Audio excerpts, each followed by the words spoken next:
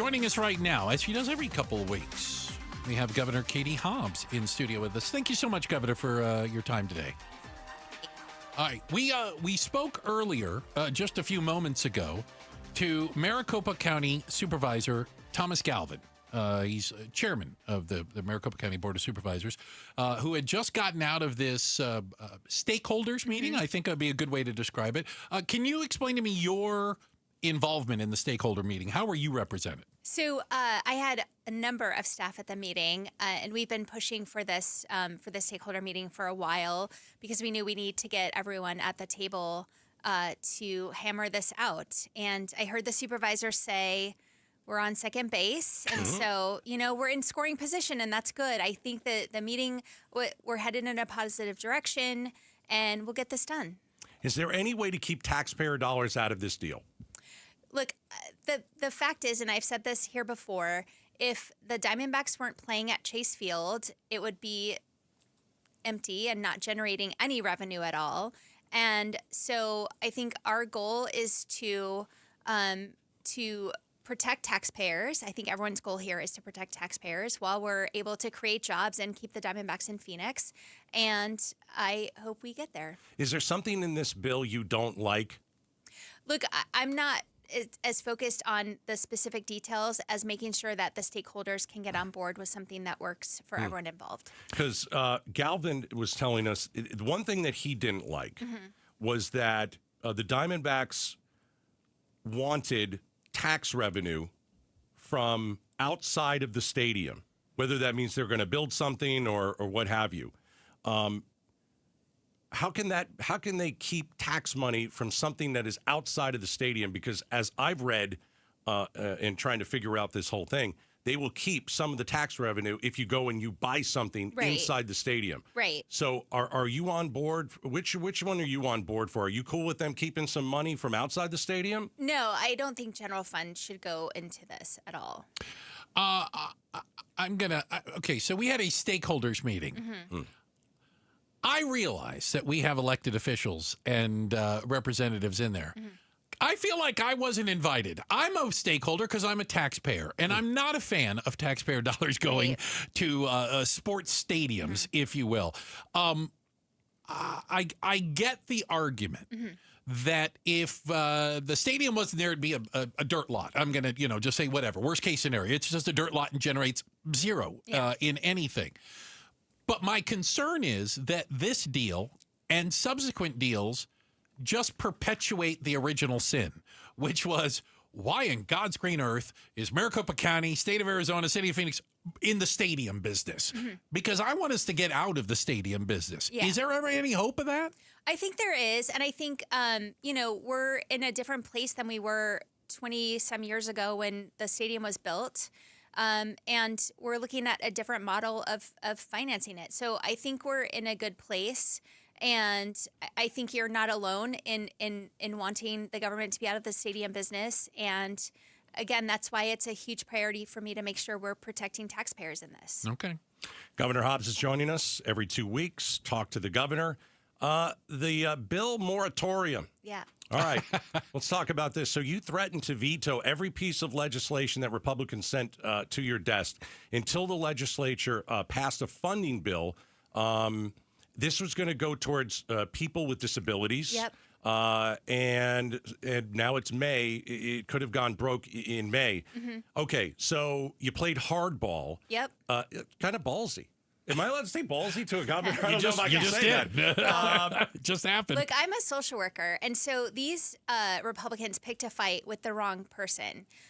These families were standing on the brink, not knowing if these services, which allow them stability, it allows them to continue to care for their loved ones at home, and they didn't know if those services were going to continue. These are people with developmental disabilities like Down syndrome, autism, cerebral palsy, and they showed up at the Capitol nearly every day.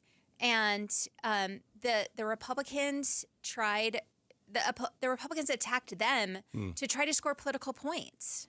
So it was a bipartisan compromise. Yes. It'll free $122 million to provide services to 60,000 Arizonans with developmental disabilities. So if you didn't put your foot down, is all that money gone and is no one getting help? Yeah, it was at risk of the whole program. Okay. All services across the board stopping. When do you pull out that I'm not going to sign anything until you do this? Because you probably can't do that every couple weeks. I don't remember if you've done it before. No, this is the first time I've done that. And, I think that the Republicans continue to drag this out. They continue to put forward solutions that they knew were actually not solutions and were non-starters for me.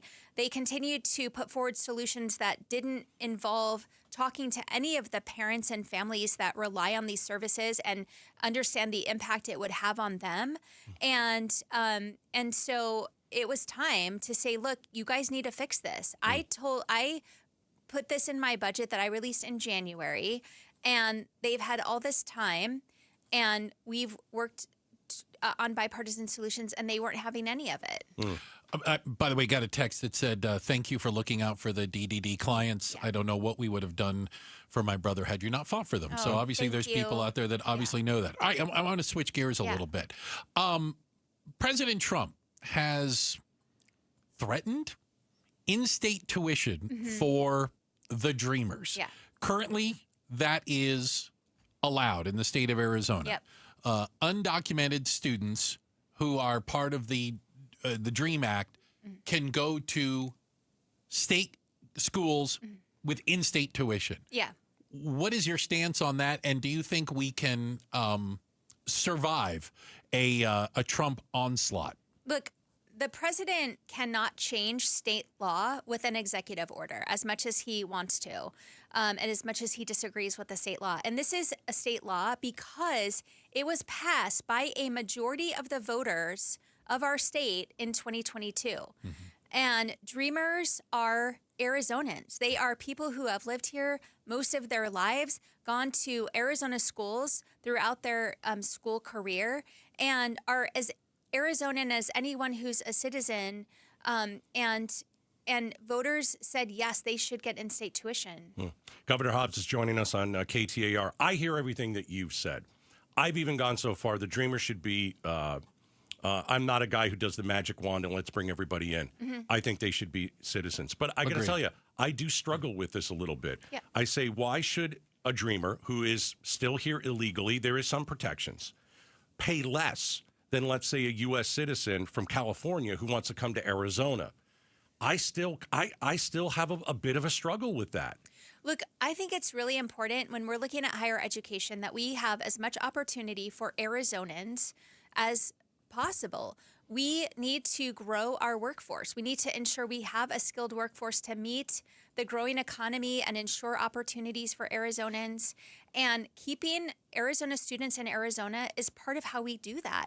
And quite frankly, out-of-state tuition from Californians or anywhere else helps subsidize and create those opportunities for Arizona students. Your opponent, Andy Biggs, who's running for governor, he likes the Trump idea. Shocker. What do you say? What do you say to that? Look, this was passed by Arizona voters. The majority of Arizona voters supported it, and I'm sure they still do. Okay. Yeah. But again, Governor Hobbs in studio with us every couple of weeks. She comes in and joins us, so we get a chance to pepper her with questions about things that are going on down there in her office. All right. How about this? We celebrated Trump's first 100 days in office. Tuesday, I think, was the 100th day. How would you describe the first 100 days of the Trump 2.0 presidency? Do you have one word? Ooh. I would say very dynamic. Dynamic. We don't know what's coming next. Boy, is that a safe word, dynamic. There's a lot of other words that a lot of people... I was worried. Well, it's because it's interesting. If you talk to a MAGA voter, it's fantastic. You get an A+. But if you talk to a Democrat, it's an F. And I would just say it's neither. It's not an F or it's not an A. I just think the uncertainty that we're seeing, we had GDP numbers that came in yesterday in negative territory. If we get another quarter with negative territory. We're in a recession. What does it mean for Arizona to be in a recession? Look, this is a completely self-inflicted wound by the president, who is trying to inflict the largest tax increase on Americans that we've seen in decades. These tariffs are hurting the economy. They're hurting small businesses, large businesses. They're hurting consumers and people who are trying to buy essential supplies and put food on the table. They're bad for everyone. And this is completely self-inflicted. We've got the governor in studio. Katie Hobbs is here. Let's stay on immigration and the border. Yeah. So we pulled up some numbers. There are people that don't like Trump's tariffs, but it's hard to say he's done a bad job on the border. I give him an A on the border if it's me. So on the border, he's rolled back humanitarian parole and halted asylum. Okay, I don't know if I knew that he is. Are we not allowing anyone on the southern border here in Arizona to claim asylum? Is that what's happening? Because I'm not. Is it being adjudicated? I think there's a lawsuit against that. Yeah, I think a lot of his immigration orders are in court. What I will say is this: that and there's a lot of agreement on this, that the asylum system has been abused for a while. 100%. And that is why there's, a backlog in the immigration courts. And when that is rolled back, the ability for people to seek legal asylum, and as far as I know, it hasn't been completely stopped, but it's much harder for people to even get to CBP to claim asylum. And so, yeah, that's reducing drastically the people coming in. But, on the flip side of that, removing people without due process is a problem. If you look at illegal crossings at the Mexico border, March of 2024, so in that month, and that's under Biden, 37,000. Mm-hmm. A year later, March of 2025, 7,000. Mm-hmm. Tell me about the border and who you talk to on weekly basis. Is it really a ghost town like everybody is saying? It's a lot better. What are your people telling you? Because to me, it looks like no one's coming over anymore. So, yeah, we're getting the same information. And I think because you see less illegal crossings, less people trying to cross legally at the ports of entry, the folks who are there to manage border security, they're able to do that. They have more resources to do that, and that's a good thing. There's certainly also a deterrent by the different posture that the administration has taken towards crossings than was in place before, and that has had some deterrence. And working with Mexico, they're doing a lot more internal to stop people before they get to this point as well. Governor Hobbs joining us in studio.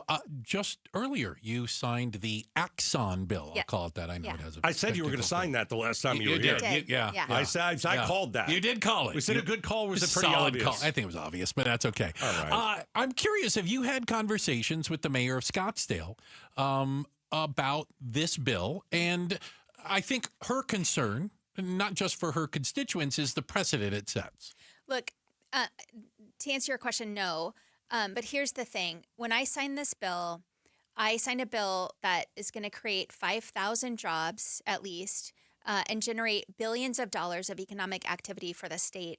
And I stood with thousands of Arizona workers who live here, who have families here, and who are now not going to have to uproot those families to move to Texas or Florida because this company that was born and raised in Arizona, it started in someone's garage, is going to be able to stay here and grow.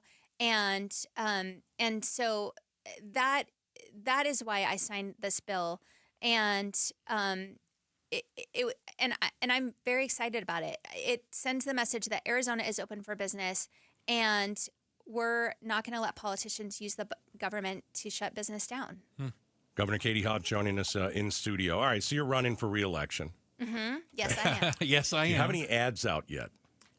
It is really early for ads. And I think For November 2026, you think Right. it's a little early? it's early. And I think, if you ask people what they hate most about elections, they will tell you it's the ads on their TV. And so it's gutsy to start it now. So one of your opponents, Karen Taylor Robeson, has an ad out. We'll play a couple seconds of this. If you want to get the headphones, Governor. okay. We'll play. Can you hear me? All right, here we go. Conservative businesswoman Karen Taylor Robeson is running for governor. Do you have a big voice guy that's going to do all your stuff? I volunteer. No. No. Here's a little more. Okay, here's a little more. And she has President Trump's complete and total endorsement. Okay, so yeah, I mean It mentions Trump about 8 times. right, but it is early. There's no question about it. But is it a smart move? Is it a smart move because she knows that Andy Biggs is also going to run? And I might as well get my point across as early as possible, or does it turn people off? I think it's a smart move if you want to light money on fire. But yeah, I mean, I'm really not focused on the election that's 18 months away right now. I'm focused on being governor, creating jobs, addressing housing affordability, and all the other things that are in front of us right now. I got another one. I was going to say I have one, but go ahead. Lori Roberts from the Arizona Republic says that your best chance is to run against Kerry Lake 3.0 and Andy Biggs. Oh. Do you agree? Look, I am very excited to put my record of delivering for Arizonans up against whoever the Republicans nominate in their primary.